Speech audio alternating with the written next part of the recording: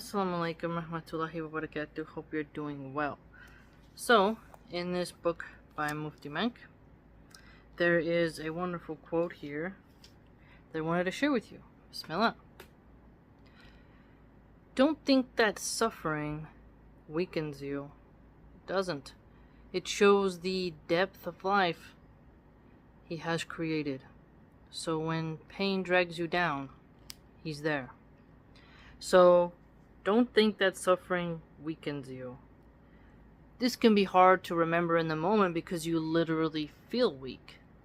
And one thing that's really interesting is there'll be times where you go through something, like treatments, for example, and the first round you don't know what to expect, but then the second round you do know what to expect.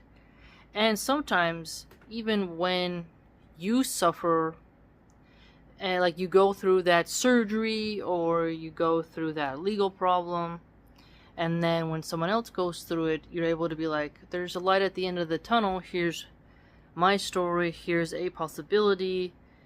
You may have a different scenario, but nonetheless, this is an option. So don't despair, don't lose hope, and try to endure as best as you can, and then offer that person support, right?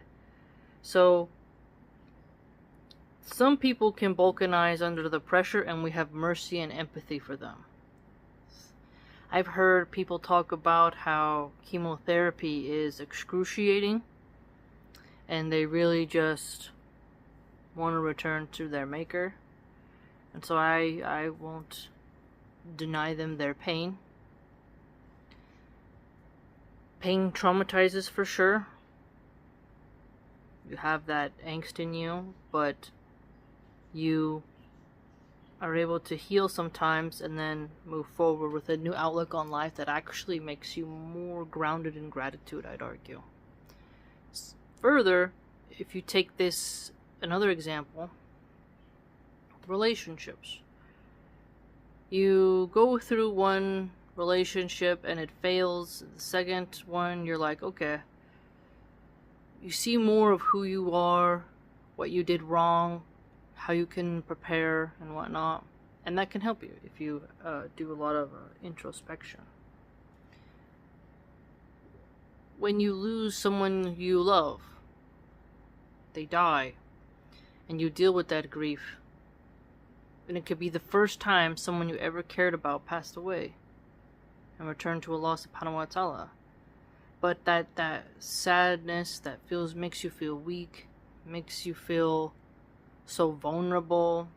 Time allows you to heal better by the permission of Allah. Not that it fully goes away, but just that you're able to get by your day-to-day without bursting into tears.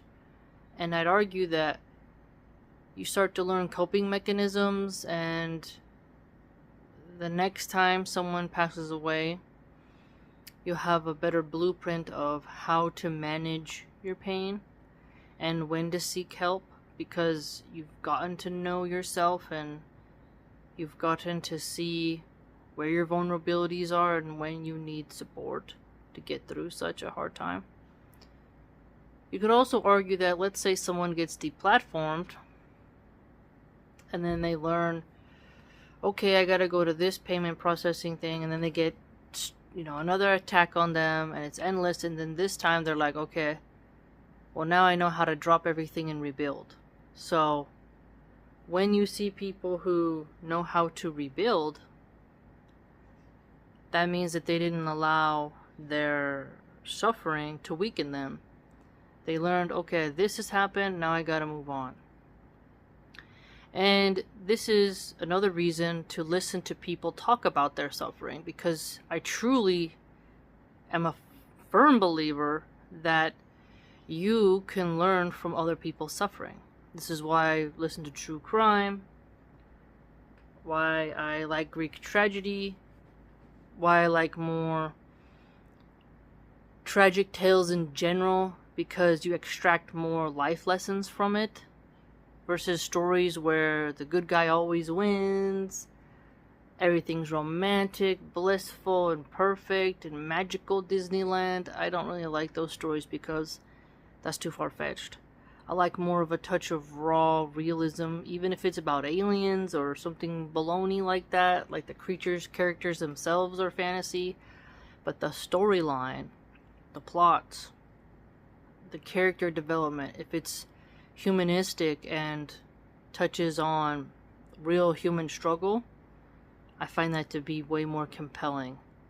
And when you go to the fantasy realm of Black Mirror, some of those inventions haven't happened yet, especially when it comes to robotics and whatnot and tech. But you still get a sense of the tragedy that befell such characters, and you learn something from it, even though it hasn't really happened in the real world, and that's not a scenario that is able to happen because said technology doesn't exist. So we can look at fiction, history, present day and whatnot, our own lives, our friends' lives, and whomever, and we can see, okay, they were slowed down and weakened in that moment, but it wasn't a permanent state of affairs. I'm not talking about like people who they're amputees and then like they're got robot leg or something. That's motivational too. But because those are really feel good, I'm talking more of like something else. There's just different types of suffering. But at the same time, there's children in Palestine who are surviving and they're getting amputated on with no anesthesia. So there's that. There's so many different angles, is my point, of the old mantra of what doesn't kill you makes you stronger. But I will acknowledge that when you're in it, the pain is so hard.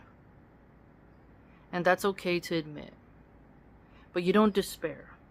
That's the thing. You don't despair. You remain patient and stoic, steadfast and enduring, and you have someone in your corner who supports you and lets you vent. Something to think about. Because pain really can drag down your energy, your motivation, and you have to keep going. I just saw a video today about, in the UK they have a rooftop garden for like people in the hospital who are really struggling, and they roll them out there to enjoy the outdoors in the garden to kind of motivate them, because it can be bleak in a hospital. Hospitals are so bleak. They're sterile, which is for our own safety, but they become depressing very fast, very quickly.